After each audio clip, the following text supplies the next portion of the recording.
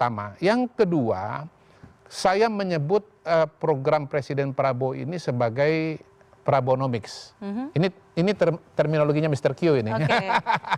Kalau ada Sumitronomics, sekarang ada lagi Pak Prabonomics. Prabowo sendiri tidak pernah menyebut ini Prabonomics ya. Ini cara saya untuk memberikan perspektif dan memberikan kemudahan kepada masyarakat untuk memahami apa yang dikerjakan oleh Presiden Prabowo.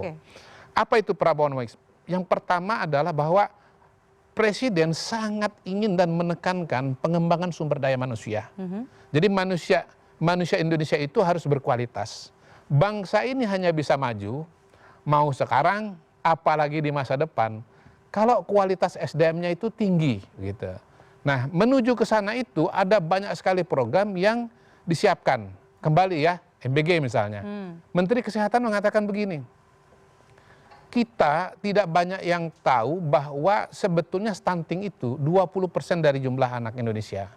Kemudian anemia itu angkanya juga besar, sekitar 30-40%. Jadi kita bicara mengenai kualitas SDM tentu mulai dari kualitas kesehatannya dulu, ya, kualitas gizinya dulu. Kita bicara IQ yang bagus itu juga kembali kepada kualitas IQ-nya, gitu. Nah, disitulah peran dari MBG itu. Menteri Kesehatan mengatakan begini, 40%, 50% urusan kesehatan itu nanti akan relatif selesai kalau MBG ini berjalan dengan lancar, dengan optimal. Ya. Jadi kita bicara mengenai pengembangan SDM pada tingkat kesehatan.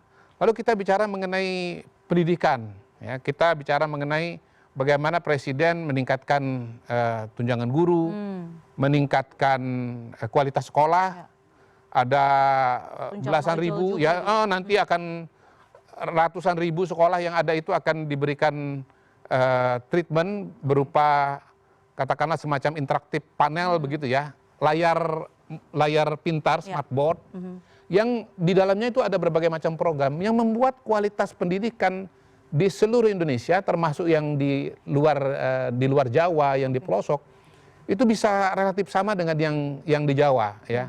Karena apa? Karena kualitas pengajarannya itu bisa di delivery lewat teknologi. Presiden mengatakan sekarang kita satu layar dulu, tahun depan tambah lagi layarnya, sampai nanti semua kelas itu, semua tingkatan kelas SD misalnya itu ada layarnya. Nah, kita bicara mengenai renovasi sekolah, belasan ribu sekolah yang sedang direnovasi. Jadi Presiden ingin kualitas SDM Indonesia itu meningkat. Bagi mereka yang desil 1, desil 2, yang rendah kelas sosialnya, tidak bisa sekolah, diberikan sekolah rakyat.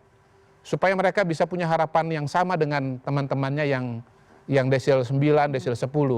Kemudian yang anak-anak pintar, mau dia dari keluarga mampu, tidak mampu, itu difasilitasi lewat sekolah Garuda. Program pendidikan internasional yang membuat mereka nanti bisa mengakses universitas. Itu satu ya, jadi pengembangan SDM. Yang kedua, Presiden menekankan bahwa kita kembali kepada pasal 33 Undang-Undang Dasar 45, ya, di mana yang namanya kekayaan negara, kekayaan alam, itu sebesar-besar untuk kemakmuran rakyat. Dan oleh karena itu kemudian Presiden melakukan sebuah evaluasi yang sangat menyeluruh terhadap pengembangan sumber daya alam kita, baik dari konteks hilirisasi maupun yang penting yang baru nih, yang implementasinya sekarang. Bagaimana misalnya ada 4 juta hektar lahan sawit yang ilegal, yang tidak sesuai dengan aturan, itu disita oleh negara, begitu. Nah, uangnya nanti hasil sitaannya itu digunakan untuk membiayai program-program pengembangan sumber daya manusia. Nah, ke depan nanti akan bicara soal penertiban pada bidang tambang, ya. Nah, kita kan sudah menyaksikan juga itu kalau soal sawit kemarin 13 triliun. Nah, itu kan Presiden langsung bilang ini sebagian dananya Pak Menteri Keuangan dipakai buat LPDP, gitu. Konkret sekali. Kemudian yang sitaan di timah di Bangka Belitung, itu juga nanti akan dipakai untuk pengembangan sumber daya manusia. Nah, yang ketiga, Presiden ingin masyarakat Indonesia itu mendapatkan keadilan sosial.